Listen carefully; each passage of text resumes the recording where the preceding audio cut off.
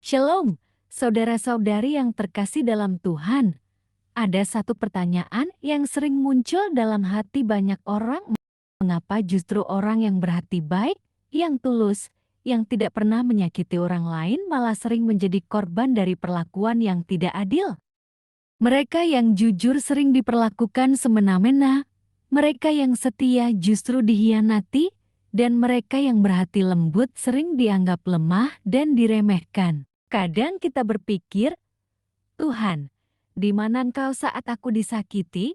Mengapa Engkau diam saja? Pertanyaan itu wajar, karena manusia punya rasa.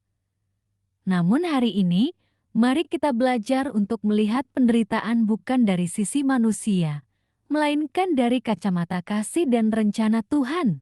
Saudara-saudari yang dikasihi Tuhan, firman Tuhan dalam Mazmur 34 ayat 20 berkata kemalangan orang benar banyak tetapi Tuhan melepaskan dia dari semuanya itu. Ayat ini mengingatkan kita bahwa menjadi orang benar bukan berarti hidup tanpa air mata.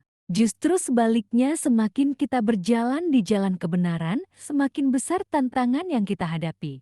Tuhan tidak pernah berjanji bahwa hidup orang baik akan mudah. Yang Tuhan janjikan adalah Ia akan menyertai dan melepaskan kita dari setiap kesulitan yang kita alami. Begitu juga dengan hidup kita. Mungkin hari ini kamu sedang berada dalam masa sulit. Kamu disakiti oleh orang yang kamu cintai, difitnah oleh mereka yang tidak mengenal kebenaran, atau dilupakan setelah semua kebaikan yang telah kamu berikan. Saudara-saudari, Yesus sendiri adalah contoh yang sempurna. Dia adalah pribadi paling baik, paling tulus, paling penuh kasih. Apakah kebaikan Yesus menjadi sia-sia? Tidak. Dari penderitaannya lahir keselamatan bagi dunia. Dari lukanya, kita menerima kesembuhan. Dari penolakan yang dia alami, kita menemukan penerimaan yang kekal. Maka jangan heran bila orang baik sering disakiti. Karena seringkali Tuhan mempercayakan proses yang berat hanya kepada hati yang kuat. Dia tahu orang yang berhati baik mampu melewati badai dengan kasih, bukan dengan kebencian. Dan justru dari situlah Tuhan dimuliakan. Mungkin Tuhan izinkan kamu disakiti supaya kamu belajar mengampuni. Mungkin Tuhan ingin melatih hatimu untuk tetap setia.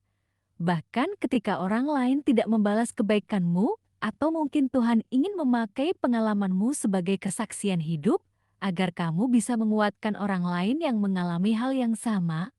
Untuk itu, jangan biarkan luka membuat hatimu menjadi pahit.